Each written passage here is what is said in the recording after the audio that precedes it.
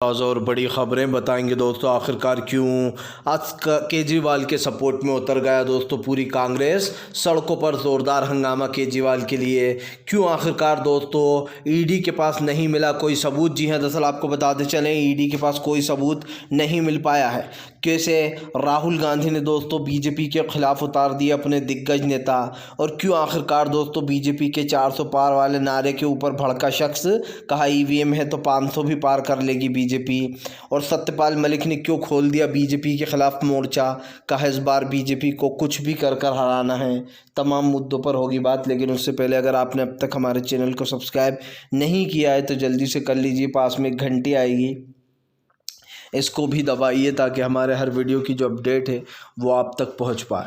दरअसल दोस्तों आपको बताते चले अरविंद केजरीवाल के सपोर्ट में उतर पड़ी दोस्तों कांग्रेस। कांग्रेस ने कहा कि फ़िलहाल ईडी से की कार्रवाइयों से हम नहीं डरते, इंडिया गठबंधन ऐसा का ऐसा ही रहने वाला है। दरअसल आपको बताते चले इंडिया गठबंधन को तोड़ने के लिए और विपक्ष को तोड़ने के लिए पूरी कोशिश की जा रही है, जिसको लेकर जमकर भड़कते हुए नजर आ गए हैं अरविंद केजरीवाल। केजरीवाल ने बीजेपी को जमकर लपेटा है। अरविंद केजरीवाल ने कहा है कि ईडी के पास कोई सबूत नहीं है उनके खिलाफ, अगर है तो वो पेश कर दे। दरअसल आपको बताते चले कल मनु सिंघवी ने सुप्रीम कोर्ट में ज़ोरदार दलीलें दी, जिसके बाद पूरी तरीके से बीजेपी हैरान हो गई। आपको बताते चले ईडी के पास फ़िलहाल कोई सबूत ना होने के ऊपर मनु सिंघवी ने कोर्ट से ये गुजारिश की थी कि ईडी को बिल्कुल भी समय ना दिया जाए, वो सिर्फ केजरीवाल को जेल में रखने के लिए ये सब कुछ कर रहा है। लेकिन कोर्ट ने कहा था कि ये समय तो देना ही पड़ेगा। हालांकि ईडी 3 हफ्ते का समय मांग रही थी, लेकिन कोर्ट ने जून तक का समय दिया, 2 जून तक का।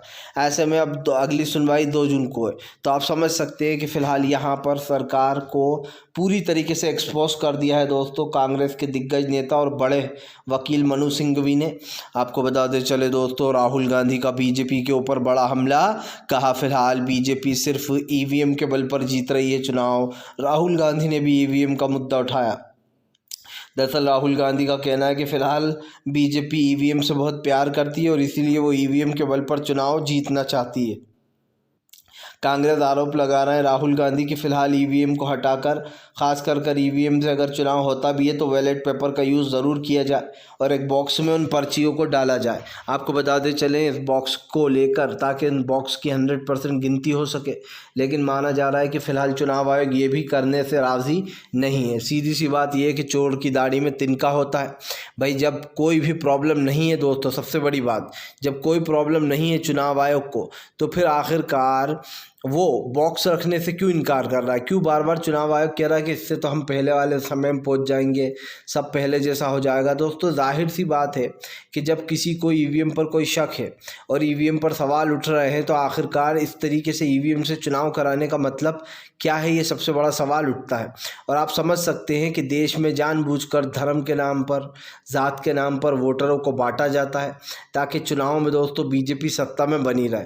और आज जो हमारे देश की हालत हो चुकी है, जो देश में तानाशाही चल रही है, वो किसी से छुपी नहीं है।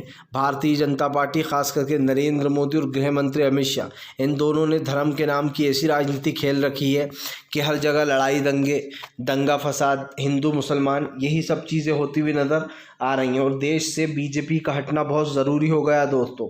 देश का लोकतंत्र बचाने के लिए बीजेपी को सत्ता से बाहर करना ही होगा। ये इस वक्त की सबसे बड़ी चीज़ें हैं, क्योंकि आप समझ सकते हैं कि भारतीय जनता पार्टी क्या कर रही है। आपको बताते चले दोस्तों फिलहाल प्रधानमंत्री नरेंद्र मोदी के ऊपर फट पड़े दोस्तों जो है यहाँ पर असदुद्दीन ओवैसी ने बीजेपी को जमकर लपेटा। कहा फिलहाल भारतीय जनता पार्टी धर्म के नाम पर वोट मांगती है और धर्म के नाम पर ही जो यहाँ पर दोस्तों दंगे फैलवाए जाते हैं। दरअसल आपको बताते चले ओवैसी का कहना है कि लोकसभा चुनाव से पहले बीजेपी धर्म का माहौल बनाती है ताकि उसको आने वाले समय में वोट मिल पाए। ओवैसी ने कहा कि फ़िलहाल हमारे देश में बहुत समय से धर्म की राजनीति चल रही है और इससे सीधा फ़ायदा सिर्फ बीजेपी को होता है। यही नहीं दोस्तों, लोगों को आपस में बांट दिया जाता है और ये कहा जाता है कि हमारे मतलब एक तरीके से हिंदू भाइयों को कहा जाता है कि हमें वोट देना, हम हैं सबसे बड़े हिंदुत्ववादी। और जाहिर सी बात है बहुत सारे लोग इस पर वोट देते भी हैं। ऐसा नहीं है कि बीजेपी की बातों में कोई नहीं आया।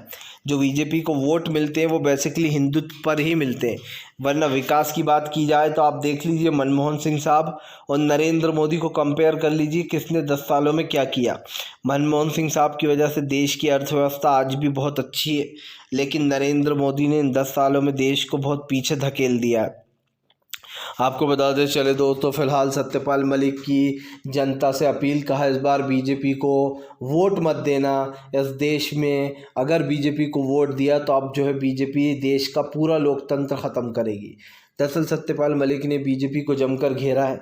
सत्यपाल मलिक ने बीजेपी पर हमला बोलते हुए कहा कि देशवासियों को नमस्कार, उम्मीद है कि परमात्मा की कृपा से आप सभी स्वस्थ होंगे, ठीक होंगे, लेकिन एक बात मैं दावे के साथ कह रहा हूँ, 2024 में मोदी सरकार अगर दोबारा सत्ता में आई तो आगे आने वाले समय में आपके बच्चे का भविष्य अंधकार में हो जाएगा। इसलिए सभी देशवासियों से मेरा निवेदन है कि जो यहाँ पर इस बार के चुनाव में आप सभी जाति धर्म को छोड़कर भाजपा के खिलाफ जाकर भाजपा को बुरी तरह हराने के लिए वोट करें। सत्ता में बैठे हुए लोग देश को खोखला करने में लगे हुए हैं। चंदा पूंजीपतियों के हाथों में सारा देश लुटवाया जा रहा है। युवा बेरोजगारी की मार झेल रहा है। महंगाई आसमान छू रही है। सरकारी अस्पताल और सरकारी स्कूलों को भी मोदी सरकार बंद करने पर पूरी और तुली हुई है। अगर आप अपने बच्चों का भविष्य अच्छा बनाना चाहते हैं और महंगाई से छुटकारा पाना चाहते हैं, अच्छे रोज़गार चाहते हैं, इस देश को बचाना चाहते हो तो मोदी सरकार को सत्ता से उखाड़ फेंको। ये बात जो है दोस्तों सत्यपाल मलिक ने कही है कि भैया 2024 में अगर मोदी सरकार आ गई तो जितने भी सरकारी स्कूल और अब अस्पताल बचे हुए हैं वो भी बंद होंगे और देश में जो लोकतंत्र थोड़ा बहुत बचा हुआ उसको भी ख़त्म कर दिया जाएगा। आने वाले समय में दोस्तों वोट होना ही बंद हो जाएंगे, मतलब चुनाव होना, और अगर होंगे भी दोस्तों, क्योंकि देख लीजिए चुनाव तो वहाँ पर भी होते हैं साउथ कोरिया में और चाइना में, लेकिन किस तरीके से कराए जाते हैं, रशिया वगैरह सब जगह पहले ही धमका दिया जाता है कि वोट आपको नहीं देना है। मतलब साफ है कि, और पुतिन के सामने भी जो खड़ा होता है उसको मार मुरा दिया जाता है।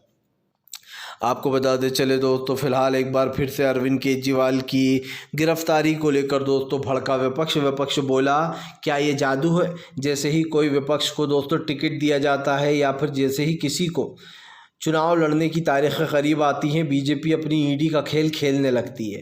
दोस्तों पहले तो केजरीवाल को जेल भेज दिया गया और उसके बाद अब केजरीवाल के सरकार चलाने पर भी सवाल उठा रही बीजेपी की जेल से चला रहा है। अरे भैया, जब सत्ता में बैठे हुए दो लोग दोस्तों आप समझिए एक तड़ी पार हो गए थे, दूसरे के ऊपर गुजरात दंगों का आरोप लगा हुआ था, वो लोग जब सत्ता चला सकते हैं दोस्तों तो फिर जेल में बैठकर चलाने में क्या प्रॉब्लम है। वो बात अलग है कि इन दोनों को बरी कर दिया गया है दोस्तों, मोदी और शाह को, लेकिन सब जानते हैं कि ये असली जो मास्टरमाइंड था उन दंगों का और उसका वो कौन था, ये बात किसी से छुपी नहीं है। लेकिन सवाल सिर्फ ये भी नहीं है दोस्तों, सवाल ये है कि अरविंद केजरीवाल को जानबूझकर ईडी के शिकंजे में फंसाया गया ताकि केजरीवाल लोकसभा चुनाव से दूर रहें और आम आदमी पार्टी कमज़ोर दिखे। आपको बता दें चले दोस्तों, फिलहाल भारतीय जनता पार्टी के ऊपर जमकर गरजते हुए नजर आए दोस्तों आम जनता बोली अगर ईवीएम है तो 400 क्या बीजेपी 500 भी पार कर देगी, जितनी सीटें नहीं है। दरअसल दोस्तों आपको बताते चले ईवीएम को लेकर हमेशा विपक्ष सवाल उठाता रहा है। ईवीएम एक दोस्तों बीमारी बन चुकी है। ईवीएम को लेकर हमेशा विपक्ष ने सवाल करते रहे हैं सरकार से कि ईवीएम को हटना चाहिए, लेकिन सवाल दोस्तों सिर्फ ईवीएम का होता तो एक बात थी। यहाँ पर तो मामला कुछ और ही दिखाई दे रहा है कि भैया ईवीएम के बल पर आप जो है यहाँ पर चुनाव जीतने का काम कर रहा हो। दरअसल दोस्तों ईवीएम एक ऐसी बीमारी बन चुकी है जिसको हटाना बहुत ज़रूरी हो गया है। भारतीय जनता पार्टी ईवीएम को लेकर आए दिन दोस्तों जो बातें करती है या फिर जो ईवीएम को लेकर जो चर्चाएं होती हैं उसमें भी सवाल खड़े होते ही रहते हैं और यही कारण है जो ईवीएम को हटाने की मांग चल रही है। आपको बताते चले कई बार ईवीएम को लेकर कई सस्पेक्टिव चीज़ें निकल कर सामने आई। यहाँ पर बार बार कहा जाता है कि भैया ईवीएम को बंद होना चाहिए। आम जनता